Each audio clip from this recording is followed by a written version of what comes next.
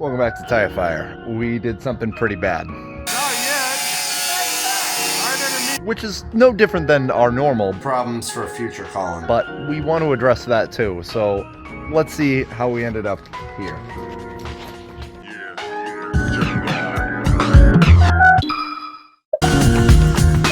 So at this point over the summer, we got the rear end finally from the donor truck, but I was prepping it to shorten because it wasn't going to fit in the Comet.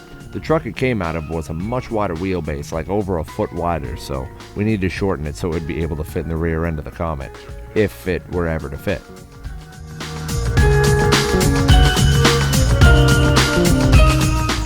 So, at this point, we have just about everything disassembled. This bolt, this pin, push the axles in a little bit to get those C-clips out, and then pull out the axles. If we want to, we can pull out the differential carrier and all that, but I don't know if we're gonna go that far. I don't know if we have to go that far. I don't know if it would be a bad idea to not go that far. I think it's just gonna take some more research first. But we got it done at this point, so it's cool.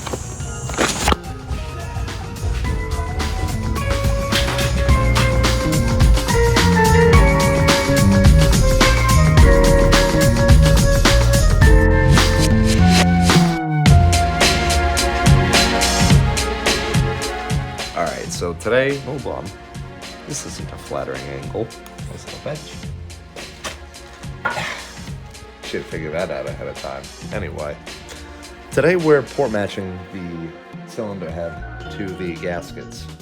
Opening up these ports to let more air flow in and out. Out through the exhaust ports, in through the intake ports. Having a dirty engine like this that's already run for a few 10,000 miles is actually ideal to show this. From factory, there is some overlap between the gasket and the intake port. That is to say that they make the holes on the intake and on the gasket larger than the holes on the head. Ooh, peg this into place, and now you can see exactly what I'm talking about. So, this is the brand new gasket, this is the old head, and you can see is these big lips. Pause. What I did was I picked up this set of drill bits from Harbor Freight. See, look at here's before and after. Gets opened up sizably. Anyway, Botto matching in the head. Oh wait. You know what? You know what'd be fun? Well, I have the engine out. I've never done one of these transitions.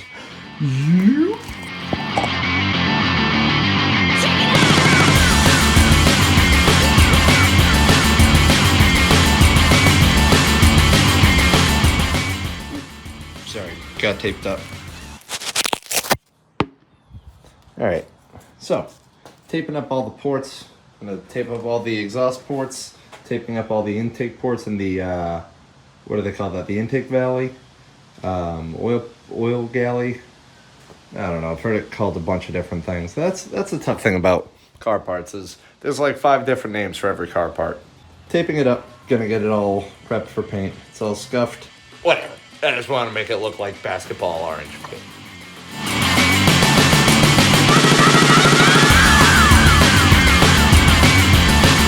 Alright, we're all taped up. Time to throw some paint on it.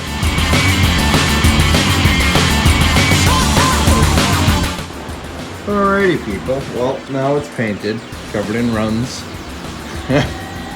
I wanted to go for Chevy orange, but I think I accidentally got Nickelodeon orange. It does look on brand. This is my first attempt ever porting, so with that in mind, it's not terrible. I trust the process, and orange, I'm glad I did. So we're gonna let paint dry and then reassemble it, and we'll see that right about now. No! You can't just cut. We can't just cut. We aren't just cutting. We've talked about this for months at this point. Not gonna come up with the more cutting we do, it's going to result into the other thing, and then it's just going to be endless. Cut. Okay, you say so. Not.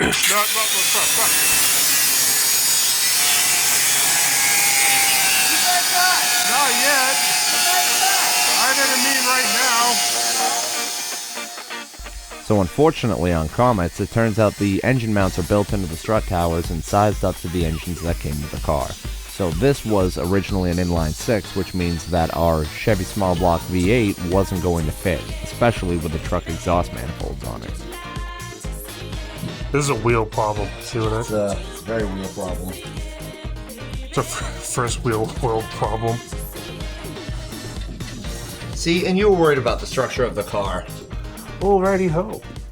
Well, now with cutting complete and an ungodly amount of space now, before we remount, because obviously I would love just to slap this thing on like nobody's business, we're gonna have to replate the structure, flatten it out, make some new bolty holes for our suspension, get everything all nice and flush and welded in, and then we can place the engine in and continue with sizing.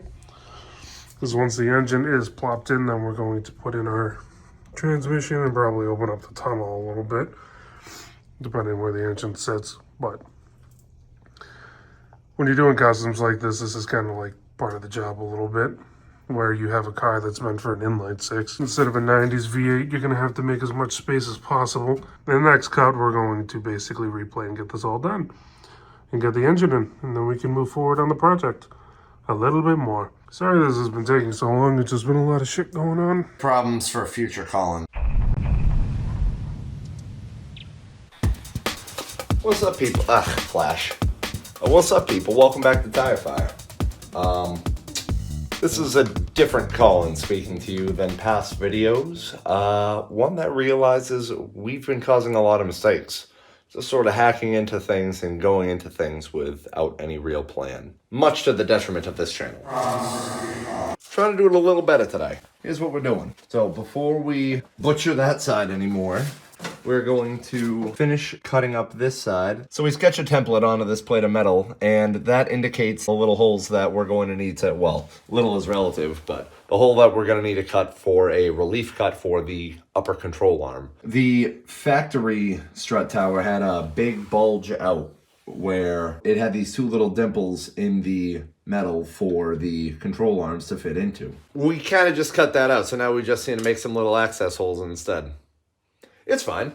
Honestly, back when people figured out that you could take the Mustang 2 front end, a crashed one, and fit it up into other cars relatively easily with its coilover suspension, people started swapping them left and right into other project cars. And we can sort of kind of do that here. Because technically we have a coil-over shock style suspension that bolts up to the upper control arm. We just need to organize it in a way where we're not adjusting the suspension geometry too much, and we can still bolt up the upper control arm into a relatively stock location. Now, the factory upper control arm had, I think, like about an inch of shims in between it and the chassis, so there's definitely some room to play with in terms of fitment. And roughly what we did was bump it 3/4 of an inch out, which should eat up most of the shims that were in there, so we should just be able to bolt up the control arm and retain as close to factory suspension geometry as you can with the sort of hack setup that we're doing. So, is it hack? Yes. Is it pretty? Absolutely not. Could it have been done a lot better? Absolutely. However, we've got ourselves this bad, we have to get ourselves out of it now, and I guess that's going to be the other half of the fun of this channel. However, I still think there's something cool here. I think we've got some good bones. If we take a look at it, oh my god, the door handle fixed itself. Miraculous. Sub story later. So, we're going to figure it out together, but before that part, we're going to cut a hole in a plate of metal. Isn't that exciting? Back to it! Back!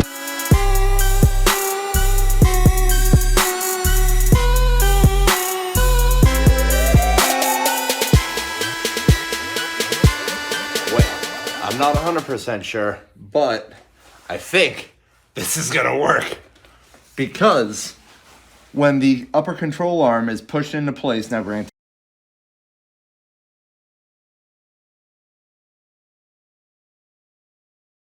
Welcome back to Tire Fire. Hello.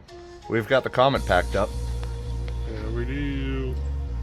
The rear end is sitting back underneath it, roughly. Yeah, it's bolted in. No, it's not. It's sitting there though, and it's ready to get pulled onto the truck, onto the back of a truck. Excuse me. Got hiccups.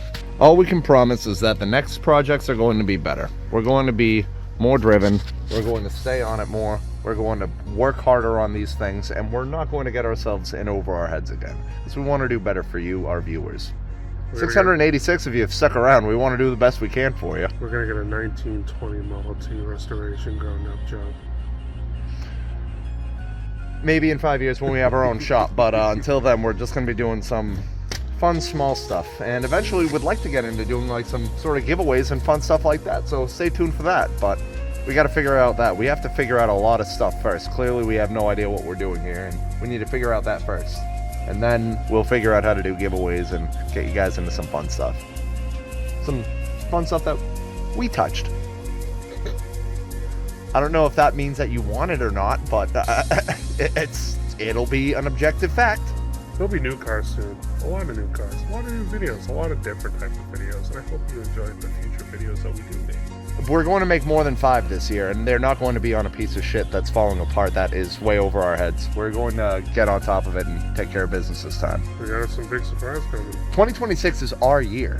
You know, a lot of people are like, I'm not even looking forward to the new year. This is our year, dude. This is the year of the Tire Fire. It's going to be insane. Let's go. Insane. High five, dude.